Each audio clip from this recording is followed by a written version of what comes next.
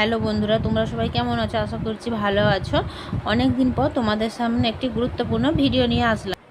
বন্ধুরা, NIOS এর exam 22 April থেকে শুরু হয়ে গিয়েছে। তার আগে বলে রাখি বন্ধুরা, 22 এপ্রিল থেকে HS এর এক্সাম শুরু হয়ে গিয়েছে। এই এক্সাম অনেকেই দিচ্ছে, তার মধ্যে আমিও আছি।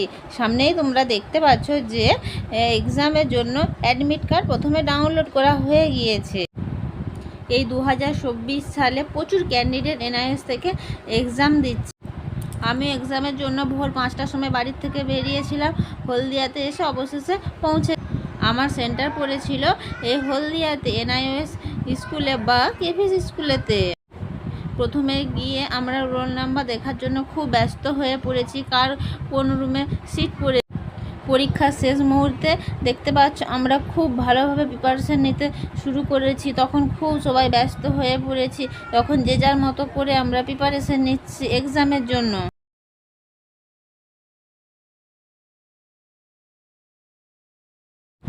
তার সাথে বলে রাখি আমার মেয়েও গিয়েছিল আমাদের সঙ্গে।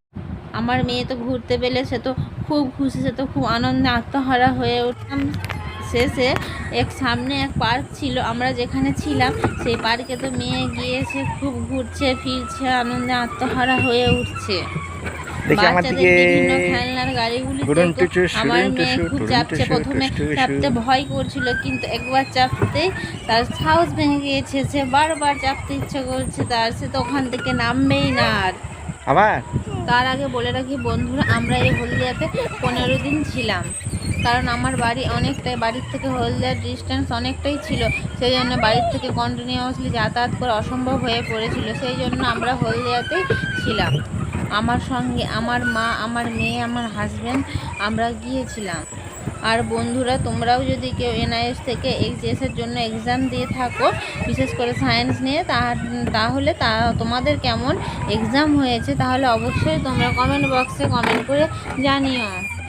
এক্সাম শেষে প্রতিনিয়ত আমার মেয়েকে ঘুরতে নিয়ে যেতে হতো। সামনে পার্ক ছিল, পার্কে তো আমার মেয়ে প্রত্যেক দিন ঘুরতে যেত। সে পার্ক থেকে আর আসবে না, সে আসতে ইচ্ছেই করে না তার পার্ক।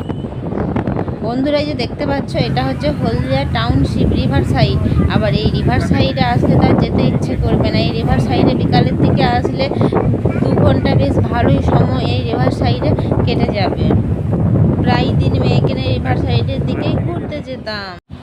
বন্ধুরা, এক্সাম শেষ হওয়ার পর এরপর আমাদের বাড়ি ফেরার পালা। বাড়ি ফেরার উদ্দেশ্যে আমরা রওনা দিচ্ছি হলদিয়া স্টেশন থেকে। হলদিয়া স্টেশন থেকে পাঁশকুড়া স্টেশন পর্যন্ত আমরা ট্রেনে আসলাম। আসার পথে হলদিয়ার চারপাশটা একটু বেশ ভালোভাবে ট্রেনেতে দেখলাম। এই হলদিয়া জায়গাটা আমার তো খুব সুন্দর লেগেছে, খুব ভালো লেগেছে বন্ধুরা। তোমরাও যদি কেউ এসে থাকো তাহলে তোমাদের কেমন লেগেছে তোমরা অবশ্য কমেন্ট করে জানো। আমার তো এখান থেকে বাড়ি যেতে ইচ্ছেই করছিল না, এত সুন্দর জায়গা, এত সুন্দর পরিবেশ, কিন্তু কিছু করার নেই, বাড়িতে যেতেই হবে। হলদিয়া থেকে আসার পথে ট্রেন থেকে চারিদিকে পরিবেশটা দেখতে দেখতে আমরা আস্তে আস্তে আমরা আবার পাঁশকুড়া স্টেশনে পৌঁছে গেলাম অবশেষে। তার আগে বলে রাখি আমার মেয়ে তো ট্রেনে চেপেছে, তাতে খুব আনন্দ, সে আনন্দে আটকে উঠছে।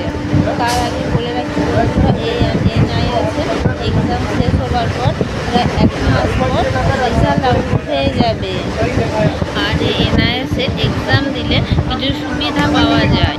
আর আমি যেটুকু শুনেছি যে 70% মার্কস পেলে একটা স্কলারশিপ পাওয়া যায়, মান্থলি 5000 টাকা করে।